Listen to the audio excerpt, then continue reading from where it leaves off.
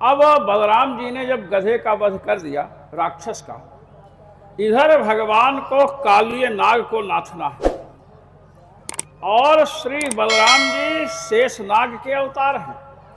इसलिए भगवान ने सोचा यदि ये साथ में चलेंगे तो सब गुड़ गोबर कर देंगे, कालिय नाग का पक्ष लेंगे।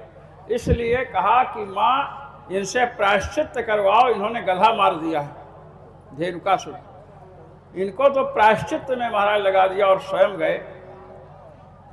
ज्येष्ठ मास का समय है, गोप बालक जितने हैं सब महाराज प्यास से तड़प रहे हैं। श्री यमुना जी में जल पीने के लिए सब लोग गए और वहां जा करके जैसे ही जल पिए कि सबके प्राण निकल गए महाराज। यहां पर भगवान अब गाय चरा रहे हैं। पहले भगवान ने बछड़ों को चराना आरंभ किया था, गाय चरा रहे हैं। विषाम्भस्तदुपस्पृश्य दैवोपहत चेतसः निपेतुर्व्यसवः सर्वे सलिलान्ते कुरुद्वः। श्री सुखदेव जी कह रहे हैं कि भगवान कालिय नाग को क्यों नाथ रहे हैं, कालिय नाग को कालिय हृदय से बाहर क्यों निकाले। इसमें कारण श्री सुखदेव जी बता रहे हैं कि विष मिश्रित जल को जब पिया लोगों ने तो कहते हैं निपेतुर व्यसवः, सबके प्राण पखेरु उड़ गए महाराज। तो जब इस प्रकार की स्थिति हुई, गायें भी मर गईं और गोप बालक भी महाराज प्राणांत हो गया सबका। उस समय भगवान ने विचार किया कि यह दुष्ट जब तक यहां रहेगा तब तक यमुना जी के जल को यह दूषित करता रहेगा। महाराज कालिय नाग के विष में इतनी ज्वाला है कि ऊपर यदि कोई पक्षी आ जाए कालिय हृदय के परिधि में तो महाराज ऊपर से नीचे गिर जाता है। आसपास की जो घासें हैं महाराज उसके विषाक्त जल के प्रभाव से जो विष उसने मिश्रित किया है उसकी हवा से महाराज सब वृक्ष सूख गए। भगवान ने विचार किया कि अब इसको जो है यहां से हटाना चाहिए। भगवान अपनी कृपा शक्ति से उस जल को विषहीन बना सकते थे, किंतु ये फिर विषमय बना देता। और भगवान दुष्टों पर भी कृपा करते हैं। ये भगवान बतलाना चाहते हैं कि मैं दुष्टों पर भी कृपा करता हूं यदि दुष्टों की पत्नियां धार्मिक हों। ये महादुष्ट है और इसकी पत्नियां जो हैं बड़ी धार्मिक हैं।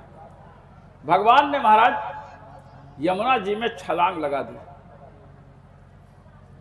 रास लीला में बड़े बड़े महापुरुषों ने कंदुक क्रीड़ा की लीला दिखाई है कि भगवान कंदुक क्रीड़ा कर रहे हैं, गेंद यमुना जी में चली गई।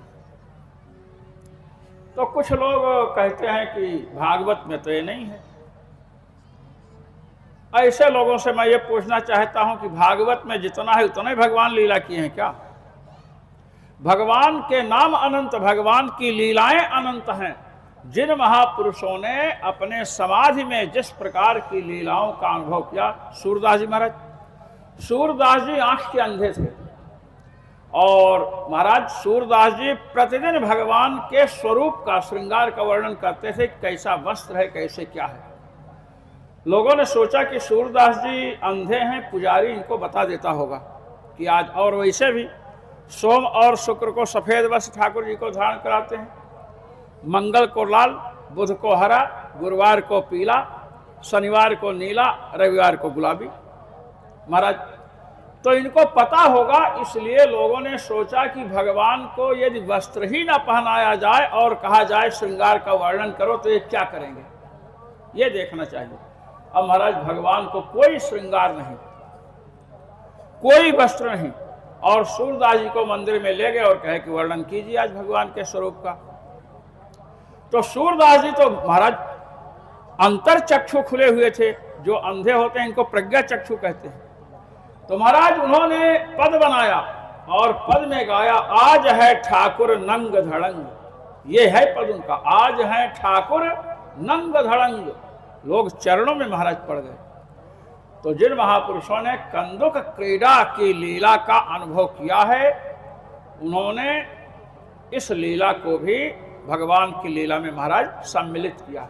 इसलिए ऐसा संशय नहीं करते, चाहे भगवान ब्रह्मा हो, चाहे भगवान शिव हो, ये चाहे भगवती सरस्वती हो, अनंत काल से अनंत काल तक भगवान के गुणों का, लीलाओं का वर्णन करें तो पार नहीं पा सकते हैं। ऐसे ही ये लीला है। तम चंड वेग विषवीर्यमवेक्षते न दुष्टाम नदीं च खल संयमनावतारः कृष्ण कदम्बमधिगृह्य ततोऽतितुंग मास्फोट्य गाढरसनो न्यपतद्विशोदे।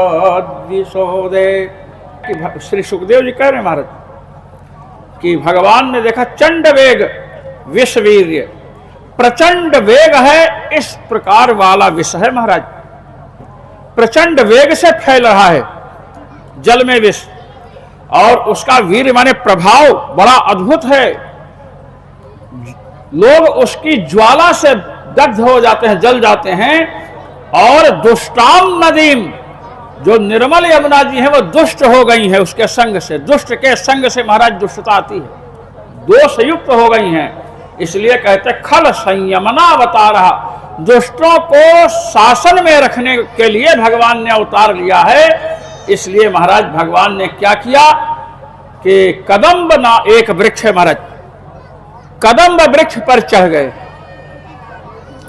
अभी श्री सुखदेव जी श्री परीक्षित जी को बतलाए हैं कि उसके विष की अग्नि के प्रभाव से कोई भी पेड़ पौधा वहां नहीं है। कदम्ब पर चढ़ गए तो एक कदम्ब कहां से आ गया?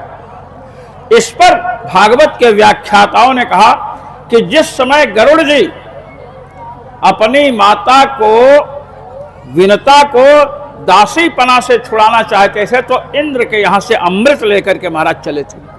उस अमृत कलश की एक बूंद इस वृक्ष पर गिर गई थी, इसलिए इस वृक्ष पर विष का प्रभाव नहीं पड़ा। और कहते हैं दूसरी बात यह है कि जिसको भविष्य में भगवान श्रीहरि के चरण कमलों का स्पर्श प्राप्त करना है, उस पर किसी भी विष का प्रभाव महाराज नहीं पड़ता है, इसलिए भी बचा हुआ है। भगवान महाराज चढ़े। अब यहां पर मैंने कहा था ना कंदुक क्रीड़ा, यहां है दुष्टाम नदीम च खल संयमना अवतारा। 4 शब्द दिया महाराज, 4 शब्द जो बात छिपा दी गई है, नहीं कही गई है, उसको कहता है चकारो नुक्त समुच्चयार्थ का। तो कंदुक क्रीड़ा जो बड़े बड़े महापुरुषों ने अपनी समाधि में भगवान की लीला को देखा है, ये यहां 4 शब्द से कही गई। अब महाराज जब भगवान ने अपना फेंटा ओटा कस लिया और उसमें कूदे तो महाराज कालिय नाग बड़ा क्रुद्ध हुआ और इसके 101 सिर हैं महाराज, एक नहीं 101 सिर। आपको मैं बताऊं सर्प और नाग में अंतर क्या है। अनंतस चास्मि नागानाम, भगवान ने विभूति की गणना जब करवाई तो कहा नागों में मैं अनंत हूं, और सर्पाणाम चास्मि वासुकी, सर्पाणाम चास्मि वासुकी, सर्पों में मैं वासुकी हूं। तो सर्प और नाग पर्यायवाची के रूप में भी प्रयुक्त होते हैं, किंतु जिसके अनेक सिर हों उसे नाग कहते हैं। अनेक सिरसह नागा, अनेक सिर वालों को नाग कहते हैं, और जिसके एक सिर है उसे क्या कहते हैं? सर्प कहते हैं महाराज। कालिय नाग है, 101 सिर है। महाराज फुंकार करते हुए भगवान की ओर जब झपटा तो भगवान उसके सिर पर चढ़ गए और महाराज नृत्य करने लगे। जो जो फन उठाता है डसने के लिए भगवान उसी पर प्रहार करते हैं। महाराज मुंह से खून निकलने लगा बहुत अधिक मात्रा में। कहते हैं कि इतना खून निकला है महाराज, श्री सुखदेव जी कहते हैं कि खून की धारा निकल रही है। अब नंद जी, यशोदा जी, सब लोगों को समाचार मिला। श्री बलराम जी भी आए हैं। बलराम जी सबको मना किए कि आप लोग चिंतित मत होइए, ये कालिय इसका कुछ नहीं कर सकता है। रक्तम मुखैरुर्वमन नृपभग्न गात्रः। श्री परीक्षित जी से श्री सुखदेव जी कहते हैं कि हे राजन, उड़ू रक्तम बमन, खूब अधिक रक्त की उल्टी कर रहा है। और महाराज जब देखा कि अब अपना कुछ नहीं चल रहा है, तब समझ गया कि ये भगवान है, नारायण है। महाराज ये समझा, दुष्ट को जब मारो तब दुष्ट महात्मा को समझता है। ये भगवान शिक्षा दे रहे हैं। आप शास्त्र की भाषा, शांति की भाषा समझाइए तो दुष्ट नहीं समझता है। इसलिए खड्ग हस्ते न दुर्जना, दुर्जन से बात करनी हो तो हाथ में तलवार चाहिए। स्मृत्वा चराचर गुरुम पुरुषम पुराणम नारायणम तमरणम मनसा जगाम। अब भगवान नारायण के शरण में गया महाराज। इसकी पत्नियां समझती रहीं कि हमारा पति बड़ा बलवान है। उन्होंने देखा कि जब इसकी कचूमर निकल आई तो महाराज वो भी प्रार्थना करने लगी। और भगवान ने कालिय नाग से कहा तुम यहां से चले जाओ। जाने के पहले कालिय नाग ने भगवान को कौस्तुभ मणि दी है। महाराज ये कौस्तुभ मणि भगवान वक्षस्थल पर धारण करते हैं, इसके कोषागार में थी। भगवान ने उसको भेजा तो उसने कहा कि महाराज यहां से मैं जाऊंगा तो गरुड़ जी हमको खा जाएंगे। भगवान ने कहा कि मेरे चरण चिन्ह तुम्हारे सिर पर अंकित हो गए हैं, गरुड़ जी कुछ नहीं बिगाड़ेंगे। श्री परीक्षित जी प्रश्न कर रहे हैं, राजा है महाराज, राजाओं का काम होता है कोई बात हुई फट से प्रश्न कर देना जिससे कहीं कोई गड़बड़ी न रहे। पूछते हैं नागालयम रमणकम कस्मात् तत्याज कालियः। महाराज नागों के रहने का स्थान तो रमणक द्वीप है। रमणक द्वीप को इसने क्यों त्याग दिया, क्यों आकर के जलहृद में रह रहा था यमुना जी में? तो कहते हैं कि जब गरुण जी नागों को खाने लगे तो महाराज खाना है 20 नाग और 500 नाग को मार डालें। तो नागों ने देखा कि हम लोगों का विनाश हो जाएगा, तो जो बूढ़े बूढ़े नाग थे ना उसमें उन्होंने सभा की और कहा कि गरुण जी को जो नाग खाना चाहते हैं उतने नाग दे दिया जाए। अमावस्या को गरुण जी अमावस्या को एक वृक्ष के बट वृक्ष के नीचे महाराज जाते थे और सांप और कुछ खाने पीने की सामग्री रखा। ये कालिय नाग इतना दुष्ट था कि गरुण जी की जो दूसरे लोग सामग्री रखते थे उसको भी खा जाता था। और जब इसका नंबर आया तो इसने कुछ रखा नहीं। गरुण जी नाराज हो गए और जब आए तो गरुण जी से युद्ध करने के लिए आया। 101 सिर है महाराज, फुंकार मारा तो गरुण जी ने अपने पंखों की चपेट से इसको इतना घायल किया कि भगा। गरुण जी के पंखों से साम वेद की ध्वनि आती है महाराज, और वेद ध्वनि से जहां पर वेद ध्वनि होती है वहां पर सर्प बिच्छू अलाय बलाय भूत प्रेत ये नहीं आते हैं। ये आप समझ लीजिए। भग करके आया है कहां? यमुना जी में, जहां पर कालीदह लोग कहते हैं। अब आपको मैं बताऊं क्यों भग करके आया है। क्योंकि गरुण जी को एक साप है, लोग कहते हैं ना श्राप दे दिया। साप शब्द है, क्या साप है? अत्र प्रविश्य गरुड़ो यदि मत्स्यांश खादति सद्य प्राणिर्वियुज्येत सत्यमेतद्ब्रवीम्यहम्। ये साप है, आप इस पर ध्यान दीजिए, इसमें क्या रहस्य छिपा है। गरुण जी को क्या साप है? अत्र प्रवेश माने यहां प्रवेश करके, गरुड़ो माने गरुण जी, यदि का तो सब जानते हैं, मत्स्यान सखादति, यदि वह मत्स्य को खाएंगे। मत्स्य का आप समझते हो, मत्स्य माने महाराज मछली है ना। हाँ, यहां प्रवेश करके गरुण जी यदि मत्स्य को खाएंगे, मछली को खाएंगे तो सद्य प्राणैर वियुज्येता, तुरंत प्राणों से हाथ धो बैठेंगे।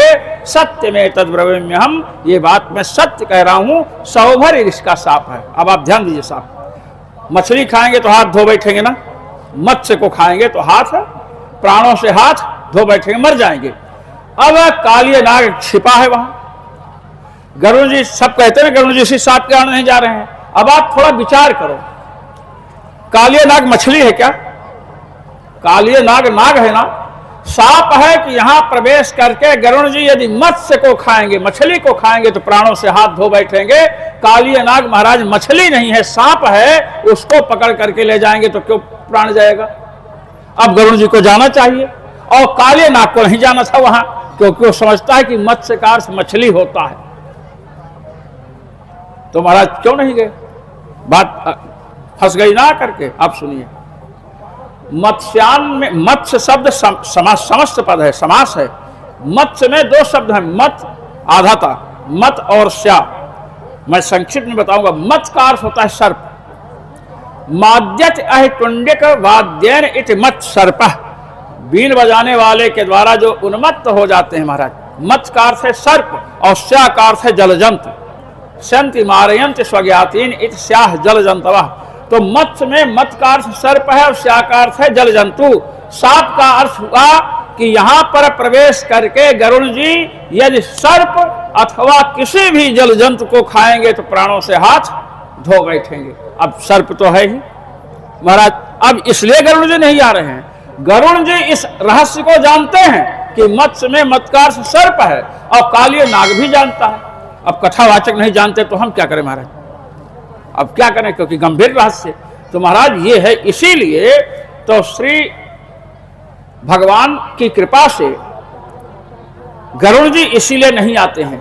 तो महाराज गरुड़ जी के कान भग करके आया और अंत में भगवान की कृपा से चला गया।